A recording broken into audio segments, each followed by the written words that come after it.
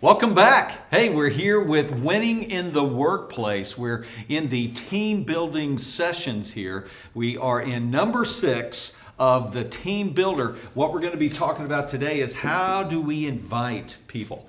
How do we actually get people to say yes to us? All right, it's one thing to say, hey, you want to go do something? All right, and again, keep in mind, we're moving from a worker to the team builder to the manager. Now, once we get up here to the manager level, all right, it becomes much more about assigning, about actually telling people what to do, all right? I'm the manager. That's my job. I assign your work for you today. I need you to do this. I need you to do this. That's why it's so important to learn how to do this level here called team builder, because this is where we actually begin to learn how to invite people, how to get people to follow us because they want to, not just because they have to. Once again, I promise you, once you get to the manager, you can start saying, do this, and people have to do it because now you're the boss. You have the position, so they have to do it or they're going to get fired. But if that's all you've got, okay, if that's all the leverage that you have with the people that are following you is that you're the boss, that you have the position, then you'll only be able to take them so far. And they'll only do it because you're around. Okay, catch that. Again, being a teacher for 15 years, it's one of those things, you walk into the classroom and all of a sudden everybody scurries and sits down and acts like they're doing everything perfect. When as soon as you walked out of the room, they started acting the fool, okay? So what you want to do as you get into that manager level is you want to be prepared to be able to leave the room and the people still do the work. And that's huge. You want to be able to go on vacation and the people still do the work. Where you don't always have to be the one looking over their shoulder. Okay? Once again, this is the primary stress that I find when I'm doing management training with people all across the country. Is managers feel like they are overwhelmed because they have to do all the work. They're still stuck back in that worker mindset of if you want it done right, you got to do it yourself. But here we are now in this team builder. If you want it done right, get other people to do it with you. So how are we going to do it? We're going to invite. If you remember in our last session, we were talking about that Jedi mind trick, okay? How to discover what is their why and how to use their why to draw them forward. We talked about several different steps on how to bring them forward using their why, those conversations that we needed to have. As a matter of fact, I hope you've had an opportunity since you have watched the last session to actually engage in these conversations, to discover what the whys are of those one or two people that you're interested in bringing along with you. Now, once again, okay, the idea here is that in this team builder level, I'm a worker and I have co-workers. And I am wanting to get co-workers to come with me. I'm not the boss yet. I'm not the man. They don't have to. I'm just a person just like them. I might be making the same amount of money as them, but I'm with them. I'm in the worker category with them. And I'm trying to get them to come along with me. I'm learning how to inspire, how to draw people toward me. Okay? It's called a team builder. So here's what we have today as we look at our notes. The key thing is, as a team builder, all you can do is invite. Okay, now that's key. Again, as a manager, you can start demanding. As a manager, you can start doing, you have to do this or I'm going to do something. You can begin to do that. But as a team builder, all you can do is invite. You don't have the leverage of power. You don't have the leverage of position. All you have here is the influence that you can generate between one person and another. So all we can do is invite. And that's a huge question for you. It's a huge measuring stick for you. Can you get people to follow you without forcing them? Can you get people to follow you without manipulating them? Can you get people to follow you without enticing them? I'll give you $100. Okay, that's great. They'll follow you if you give them $100. But guess what you're going to have to do next time you ask them to follow you? Give them $100. All right? And if where you want them to go the next time is going to be more difficult or perceived to be more difficult and more than a struggle, you're going to have to give them 110. All right? It's that whole thing. If you give a mouse a cookie, They're going to want a glass of milk. Okay? So we have to learn how to draw people to us to do things with us. So today we're predominantly going to be talking about how do we invite? How do you do that with a coworker? Now keep in mind, I'm just going to toss this out, that these same principles that we're talking about today, they work with your kids if you have children.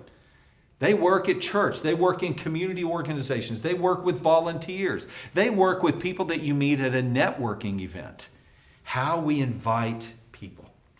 So we're going to be diving into this today. You can't demand. It totally puts the emphasis now on your ability to inspire. Not just your ability to command, not just your ability to point and say, go do that, and your forcefulness. But man, it's all about your ability to draw people, to inspire people, rather than to command them. This is why this level is so important. You have to learn how to get people to follow you without manipulating them with fear or enticing them with little treats. Okay? This is going to be really interesting. It's not easy. Okay? It's not easy. And you don't just wake up one day going, I'm going to be a team builder, and try it one day. And I promise you, your first efforts won't work very well. Okay? Your first efforts probably will be a flop, but we'll get into that here in a little bit. 15 years of being a high school coach, coaching basketball, football, track, soccer.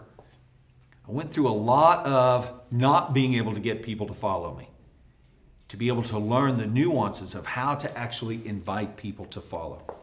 So here's where we're going today. First of all, I want to talk about how to invite. So first step here, as we have in our notes, first of all, you have to be a model. Okay? This is classic here.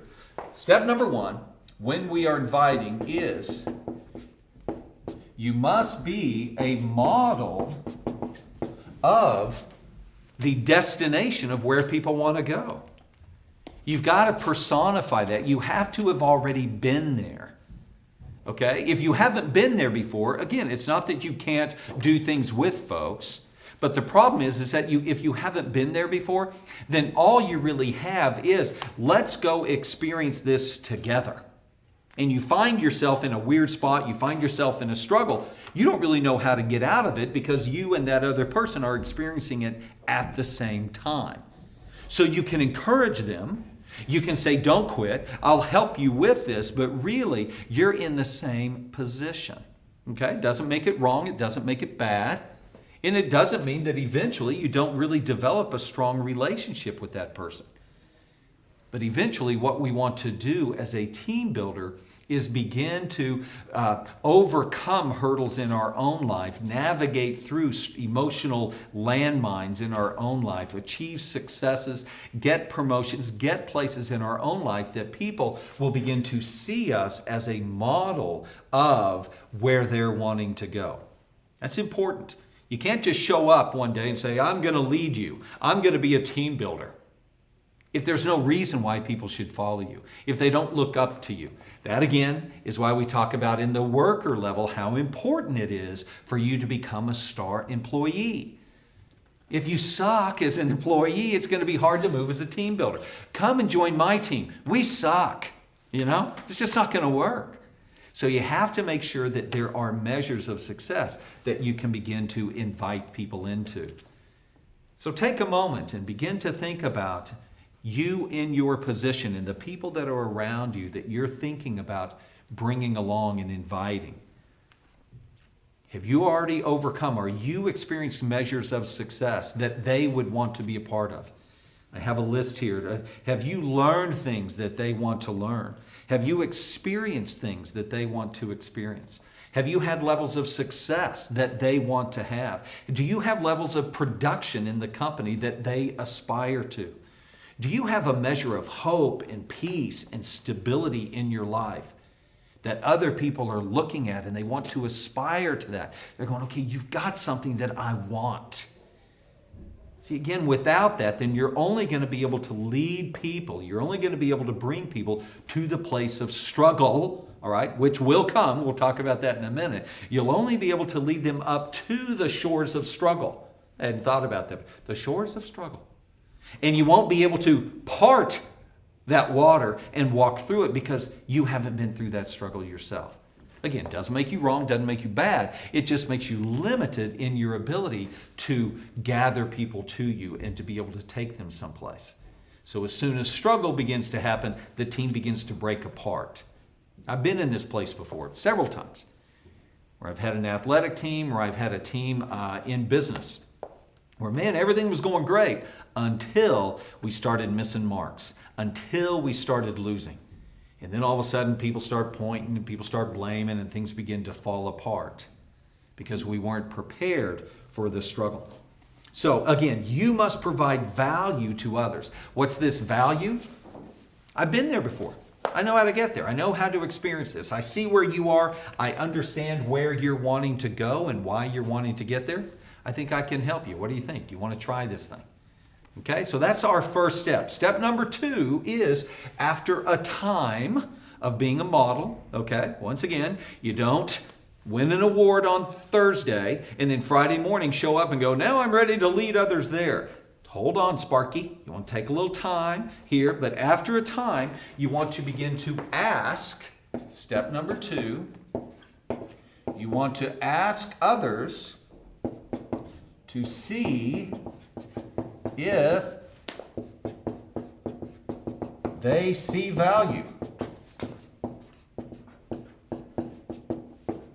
In other words, what we're doing here is taking time out to ask them, do you see value in what we're doing?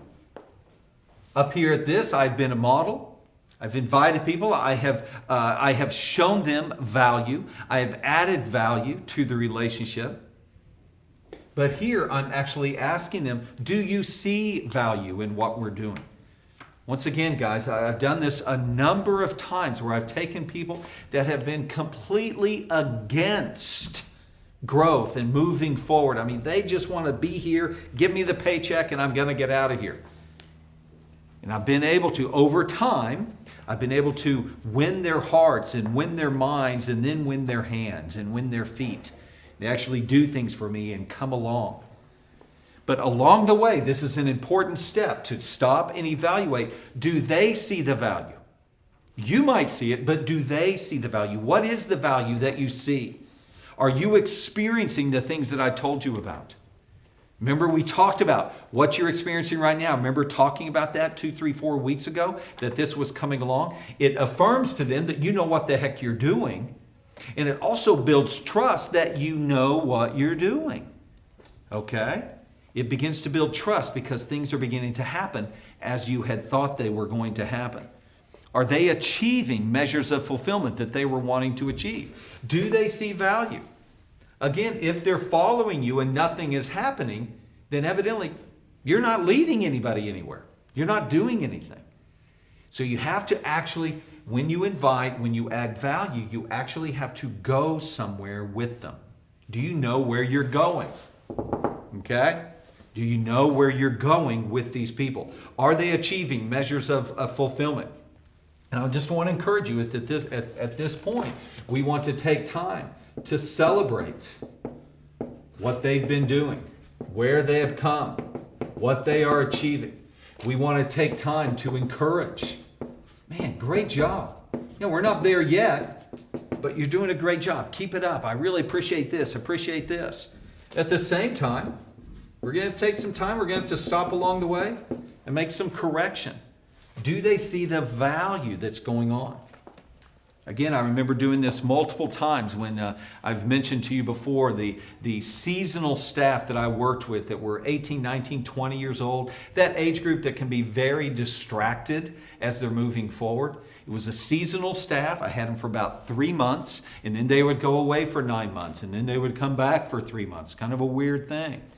But the great thing is that because we were showing them a model, we were adding value to the relationship, and because we were actually leading them in a direction that they wanted to go, and they were getting someplace, they continued to come back. Season after season, they would come back.